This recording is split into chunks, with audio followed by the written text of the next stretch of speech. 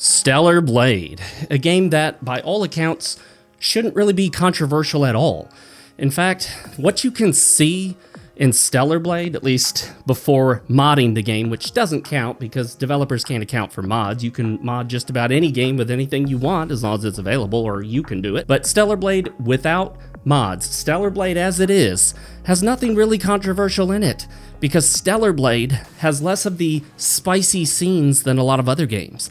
The Last of Us is far more controversial. Baldur's Gate 3 is far more controversial. These games have actual spice scenes in them. They have actual intimacy scenes in them. Stellar Blade does not. Stellar Blade doesn't even have, as far as I can recall, a single kissing scene. And I've played the game now, start to finish, 4 times. 3 times on the PlayStation 5, once on the PC, and I'm on my New Game Plus run of the PC already. So I would know. So, why is it that there seems to be a lot of controversy around Stellar Blade? Well, that's because game journalists, aka far-left radical propagandists, are spreading nontroversy. That's what I like to call fake controversies. Nontroversies. But all that aside, let's talk about the PC version of Stellar Blade and everything surrounding it. Let's roll the intro.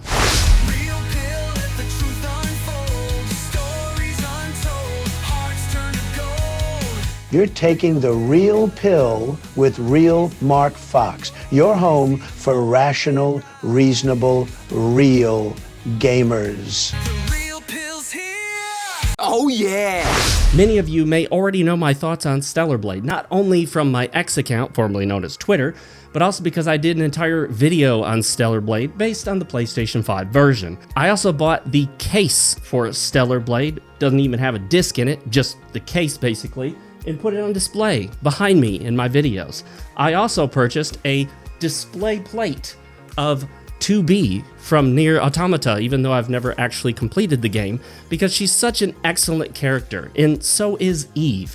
I saw somebody on X claim that Eve will quickly be forgotten. She does not belong amongst the ranks of characters like Bayonetta or 2B, and that is completely false, because lately, Eve has been the subject of a lot of discussion. Eve has been modded into other games, and Eve is receiving an absolute ton of mods. We saw a ton of mods before the game was even released, just for the demo, and many of them of course carry over into the full game.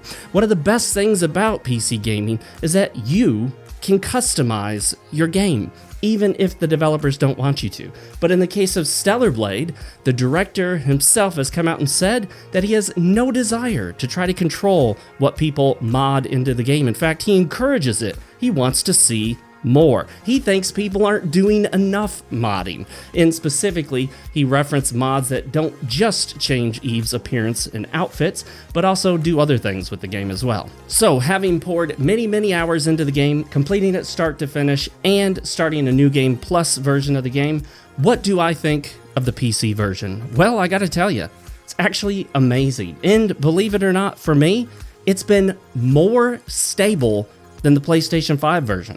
I had the PS5 version crash on me roughly a handful of times. Specifically, after one event, when it would go into a cutscene, I had it crash twice. So I had to do that whole segment 3 different times. And for those of you who played the game, it was the lead up to the space elevator where you're trying to dodge the lasers that shoot the missiles at you and you're ducking behind cover. And when I get right inside the Raphael Space Center, crash, and I'm not the only one. You know how many times Stellar Blade has crashed on me, not counting when I installed mods that conflicted with each other? 0. The only crashes I've gotten are when I try to install multiple mods that all conflict with each other, in which case, that is really not the responsibility of the developers. They didn't do anything wrong, I did. I don't know how to install mods correctly. Thankfully, they did not give us a bare bones port. I'm looking at you, From Software, at least the past From Software, in which they gave us one of the worst PC ports ever released in the history of PC ports. The original Dark Souls. What people call Dark Souls 1, even though it's just called Dark Souls. That's another pet peeve of mine.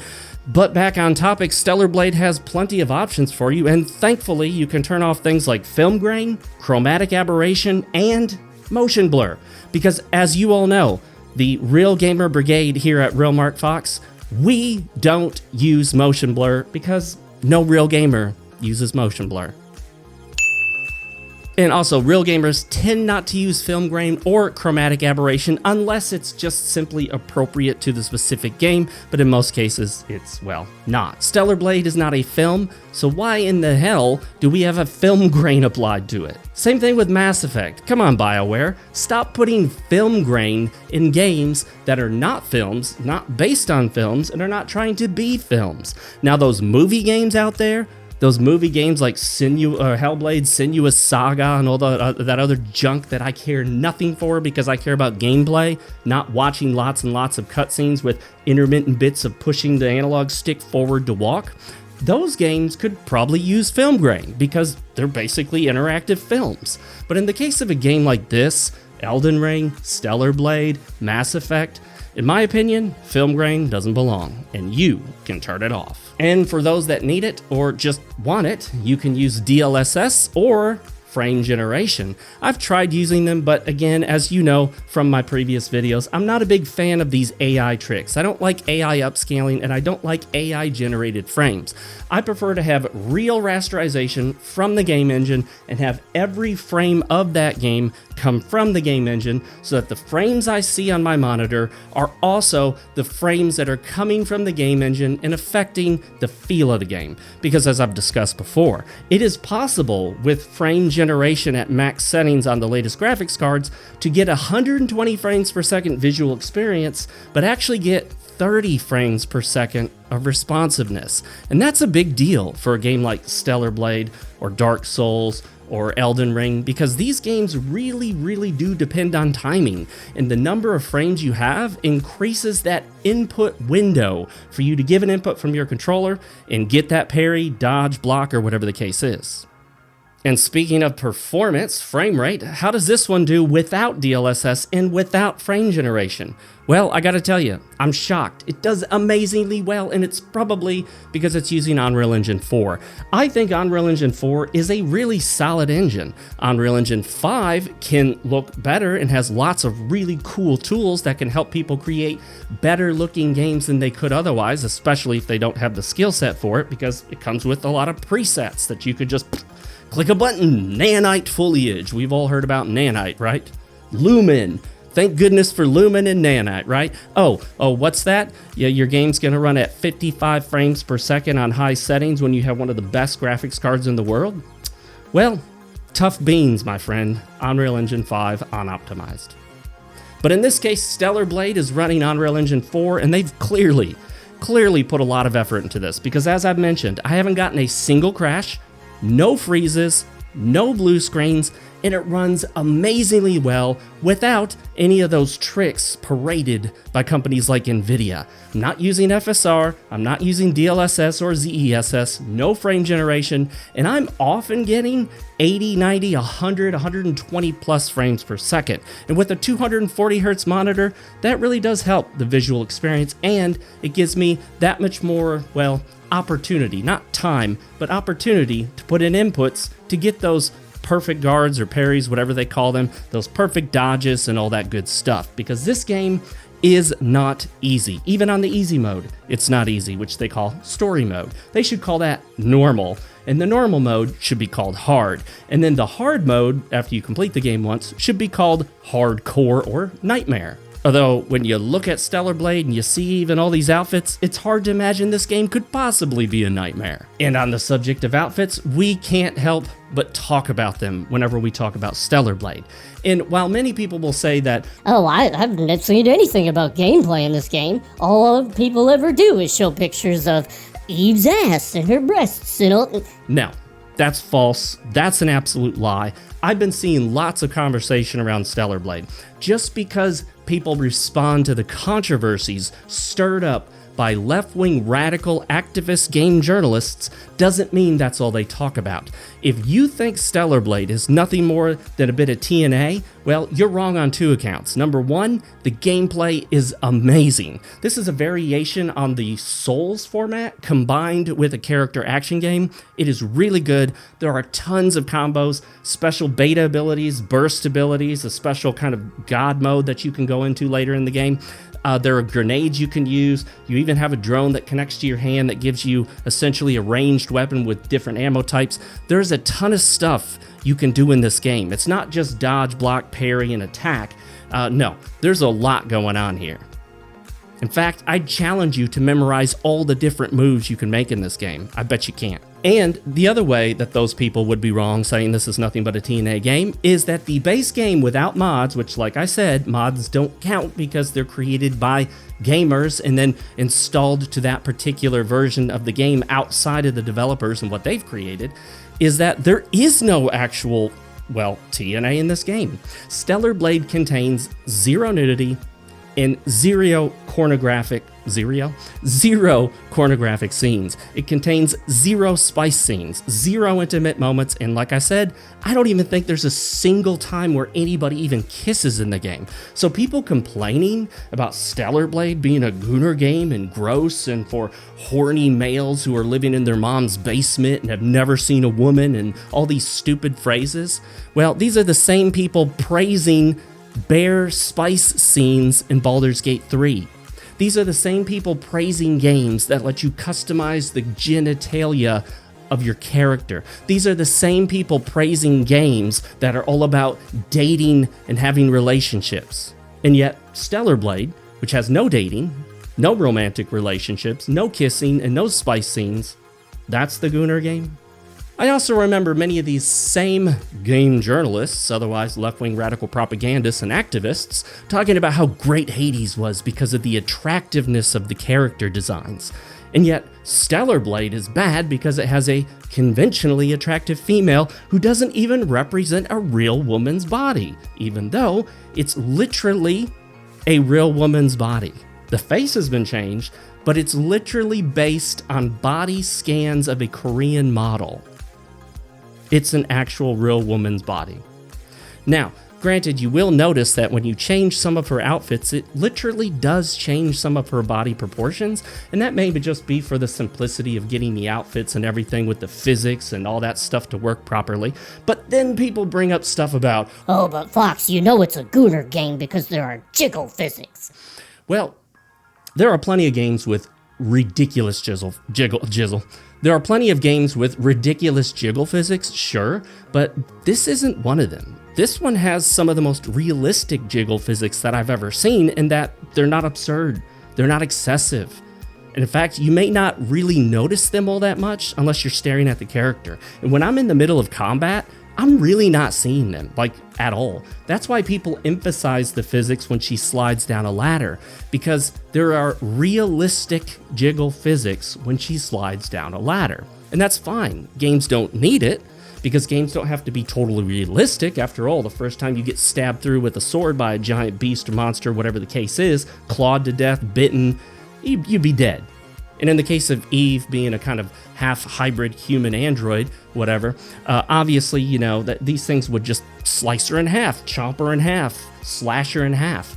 We're not here for pure realism. What we're here for is fun. Now, in certain cases, games go like way overboard with the absurdity. And if that's what they play hard into, if they lean into the absurdity and really play that angle, it can work. Some games try to be a little more realistic. They make you have to eat and drink and rest and all sorts of things. Survival horror type games, or just the survival games where you got to build yourself a shelter. Realism is not always the goal, but sometimes it can be nice. I'm going to be very clear about something. I don't think there's anything wrong whatsoever with having a game where there's an attractive female.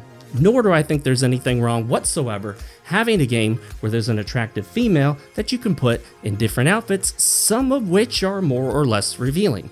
Simple fact is this: cosmetics in games have been around for a long, long time. And since the main base for these types of games, any game that's not like basically a mobile cell phone tablet game, the main base for games as we think of them, true video games, ones you play on a console, ones you play with a controller, mouse and keyboard on your PC, those are mainly the domain of men. Men still dominate gaming in that way. All the statistics telling you that women are half of gamers are very misleading. This counts your mom when she plays Wordle on her cell phone. This counts your aunt or your grandma when she pulls up her mobile phone and starts playing Candy Crush Saga. This used to count women who sat down when the baby was asleep and they're at home because they don't work and would play Farmville on Facebook. Do you consider them gamers? I don't. The thing is, just because you do a thing doesn't make you a hobbyist of that thing. Now, we could get into a bigger debate and discussion about something that I will make a future video on, and that is what really is a gamer. And I'm telling you right now, if all you do is play maybe 1 or 2 games a year, a little bit here and there, that's not really a gamer in my opinion. Anybody can play a game. My wife has actually played Little Big Planet, I forget the name, Sackboy on the PC with me and my son, but she's not a gamer. She'd tell you she's not a gamer. She could barely figure out how to move with a controller.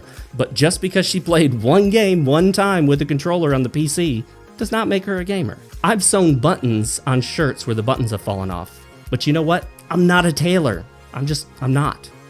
So please, let's stop pretending that half of the audience for games like Stellar Blade and Elden Ring and Baldur's Gate 3 are women. They're not. Do women play them? Yes, they do. We literally see them play them on YouTube, on Twitch, on Kick, on Rumble, on all these different platforms. We see it. They do. I know a few that do. But for the most part, games like this, the more hardcore gaming, is the domain of men. And you know what most men enjoy? Attractive women. And for nearly all of gaming history, we've seen cosmetics play a major role in gaming. Even before microtransactions and when they were paid, being able to switch out outfits is just cool. It changes the aesthetic a little bit. And, you know, it's the same reason why you might want to turn on a filter in a game and go to a watercolor mode or turn it to black and white. Maybe you played your samurai game all the way through and now you want to play it on the Kurosawa mode and turn it to black and white, make it look like an old Kurosawa movie. That's great. That gives it a different feel. Yeah, it's essentially the same game. No matter what Eve is wearing or not wearing, the game plays the same. But it looks a little different. And because of that, that adds to the fun factor. People love collecting different armor pieces, even if they don't have different stats. It's the same reason why people like to change the color of their armor or the color of their weapon. People love cosmetics. People pay real money for cosmetics in games when it has zero effect on gameplay. We've seen this through the years.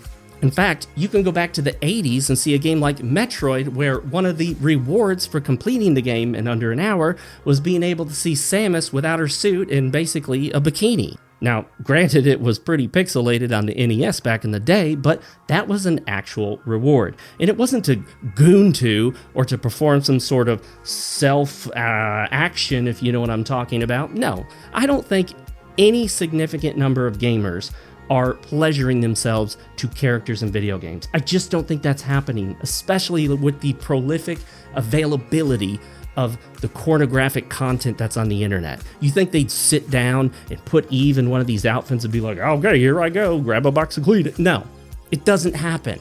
I mean, maybe there are a couple people out there, but that's just something people make up. It's silly, it's stupid, and it's a bogus accusation that gets thrown out.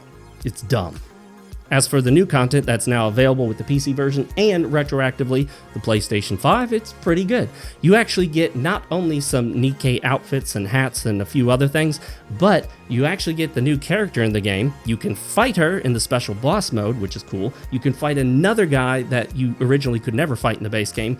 And you have these special levels that resemble the Nikkei mobile game, which is also available on PC, where it's basically a single screen cover shooter.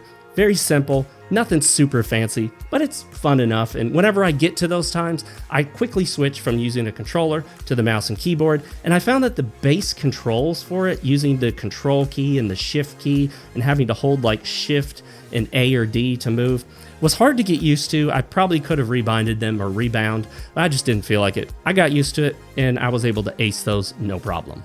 I will say it's a bit unfortunate with all this new content that there really aren't any new areas, so to speak. There are a couple new bosses, but they're not well integrated into the game itself. The 2 new bosses they added, as far as I can tell, are only present in the boss rush mode, so they're not actually, cohesively in the story itself.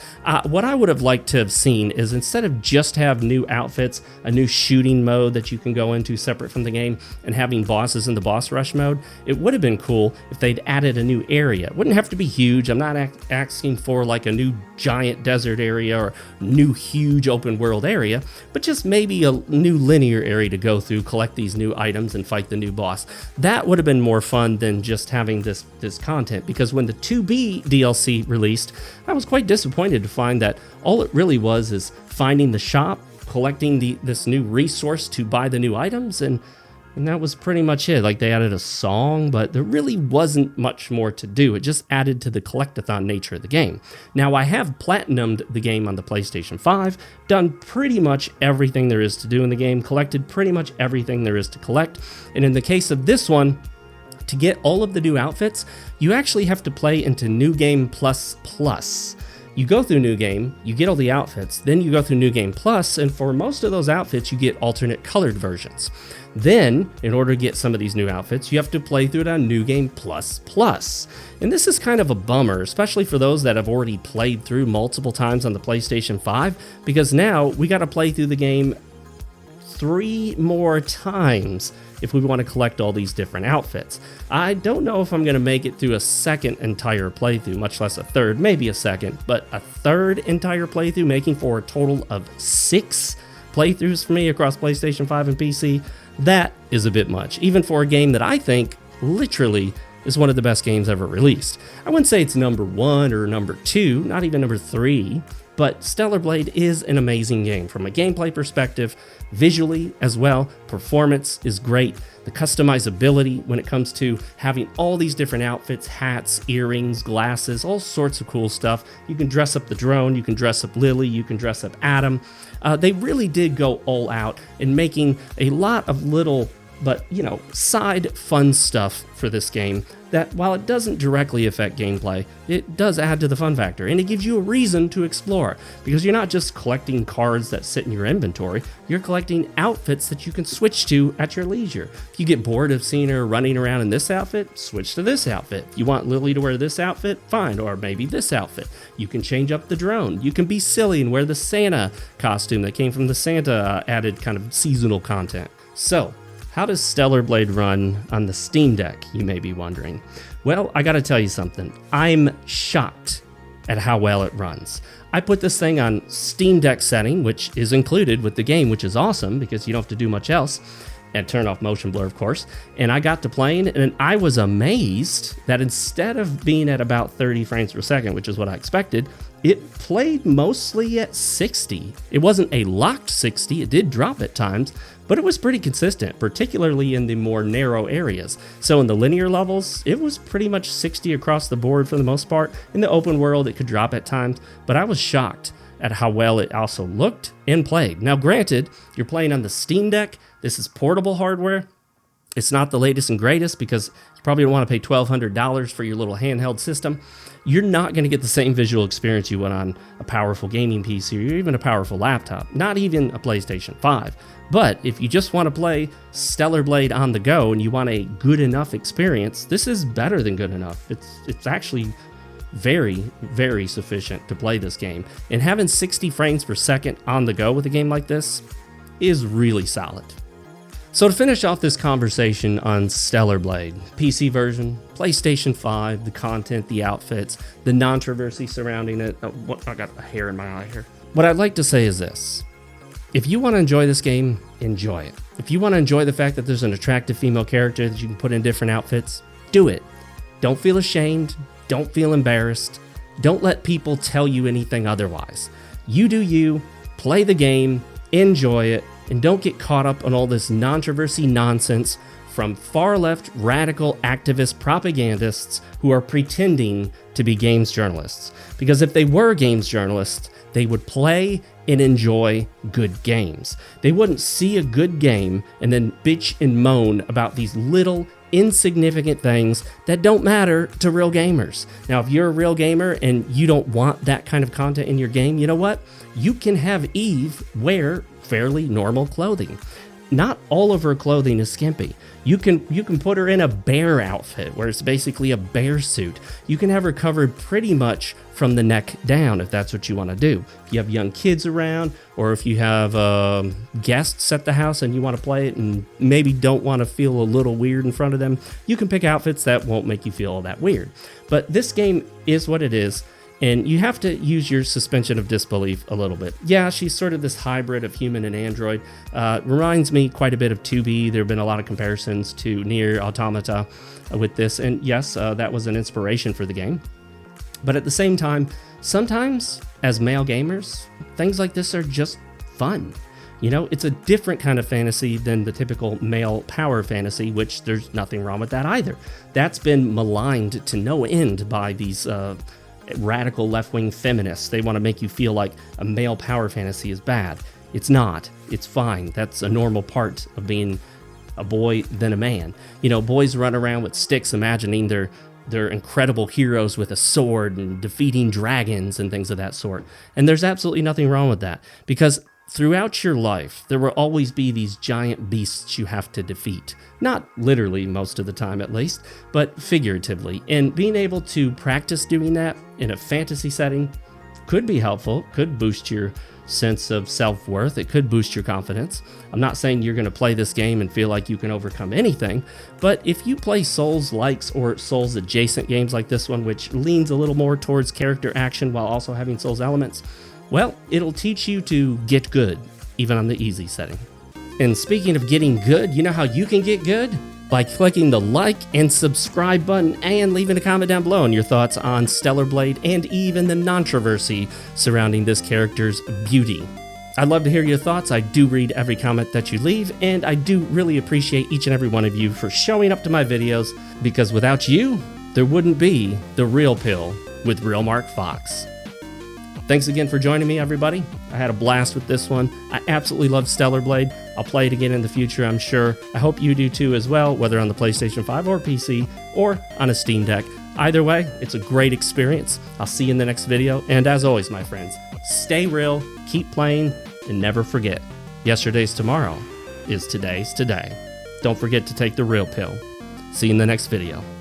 Bye.